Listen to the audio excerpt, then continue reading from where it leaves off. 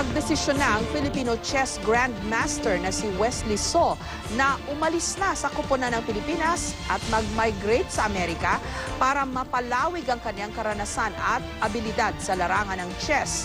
Ang kauna-unahang chess grandmaster ng Asia na si Eugene Torre, suportado ang desisyon ni So. Live mula sa Quezon City, may report si Rafi Tima. Rafi? Jessica, isang malaking kawalan kung sakali ang napipito nga paglipat ni Wesley So sa Amerika, ang ating #1 Pinoy chess grandmaster na isa ngayon sa mga pinakahabang chess player sa mundo. Ayon sa National Chess Federation of the Philippines ay hindi sila formal na nakausap, pero sana raw ay hindi pa huli ang lahat. Nitong nakaraang taon pa raw nagpahayag si Wesley So na gusto na niyang umalis sa National Chess Federation of the Philippines, pero tila hindi raw ito pinansin ng mga opisyal ng NCFP. Kahapon nilagay ng kanyang coach na si Susan Polgar sa kanyang website ang liham ni Wesley So kay NCFP President at dating Congressman Prospero Pichay. Sa liham, sinabi nitong nais lang daw niyang iangat ang antas ng kanyang laro sa chess, kaya gusto niyang lumipat. Pero hindi raw nito mababago ang kanyang pagiging Pilipino. Ayon kay Representative Nery Colmenares, Vice President ng NCFP, wala daw silang alam tungkol dito. Kung idiniretso man daw ito sa kanilang Pangulo, hindi pa nila ito na pag-uusapan. Kung personal letter, hindi pa yan na-raise sa board itself, no? So, hindi siguro yan dapat tingnan na official. But in any case, kay official man yon o yun na yung personal niya na pagtingin, we have to take cognizance of the fact na may ganun siyang, kung galing nga naman sa kanyang sulat, na may ganun siyang sentiments. Wala rin naman daw silang natatanggap na reklamo mula sa kampo ng Grandmaster tungkol sa kanyang pagiging miyembro ng NCFP. May natatanggap naman daw na 40,000 pesos kada buwan si So bilang national athlete. Pero aminado ang kongresista, kulang talaga ang suporta ng pamahalaan sa mga tulad ni Wesley So. Of course, hindi sapat ang suporta ng gobyerno sa mga sports associations natin. Katulad ng sa chess na lang halimbawa. That's why we're putting to task government. At yung halimbawa, yung PAGCOR, mabanggit man lang, hindi naman nagbibigay ang PAGCOR ng required under the law na 5% ng kanyang kita. Umaasa ang kongresista na mapapakiusapan pa si Wesley So na huwag ituloy ang kanyang paglipat. Pero sa interview ng website na chess.com, sinabi ni Wesley So na balak na niyang permanenteng manirahan sa St. Louis sa Amerika. Makatutulong daw sa kanya ang mataas na level ng chess competition sa Estados Unidos para makapasok siya sa top 10 sa mundo. Payo ni Eugene Torre, ang kauna-unahang grandmaster sa Asia, pagbigyan na lang si So.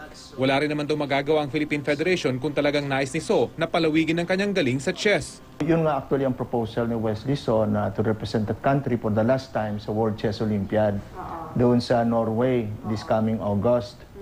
Sa ngayon, ika-15 si Wesley So sa International Chess Federation World Ranking.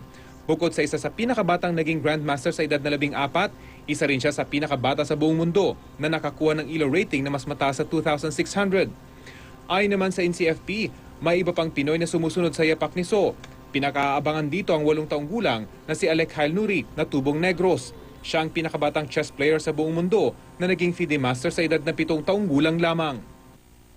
Kung meron ka daw tayong sport, Jessica, na pwede mag-excel yung mga Pinoy, ito yung chess, isang thinking game. Patunay nga dyan sina Wesley So at Eugene Torre. Pero dahil sa kawalan ng suporta, tila napag-iiwanan na tayo sa Asia, bagamat sa atin ang galing ang kauna-unahang grandmaster sa rehiyon. At ngayon nga ay mawawalan pa tayo ng top caliber na chess player sa katawan ni Wesley So. Kaya sana naman daw ay pagtuunan din ng pansin ang laro tulad ng chess, bagamat hindi kasing sikat ng basketball at boxing, Jessica. Hindi naman siguro kawalan, Rafi, qualify naman nila, may natatanggap siyang stipend. No? Yun nga lang, 40,000 a month.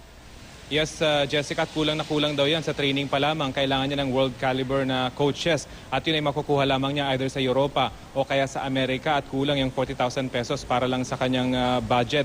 At remember, yung mga ganitong chess players ay kailangan lumabas ng bansa para makakuha ng mga top caliber na tournaments na sasalihan at yun ay mag-i-entail ng gastos. Pero sabi nga ng NCFP, aminado naman sila na kung tutuusin ay mas tipid yung pagsuporta sa mga ganitong laro dahil at most ay siguro 3 lamang ang kailangan mo ipadala sa ibang bansa, yung mismong player at 2 coaches. Pero yun nga, nakakalungkot na yung ganito mga thinking game dahil hindi ganong sikat ay napapabayaan, Jessica. Nakakapanghinayang sa isang banda, lalo na para sa ating bansa dahil ipinagmamalaki natin siyempre si Wesley So. Ilang taon na rin niya na tinututukan ng publiko tuwing may laban siya. Tsaka talaga namang angat na angat yung kanyang galing sa chess. Ano? Pero on the other hand, maintindihan mo rin from his professional perspective, di ba?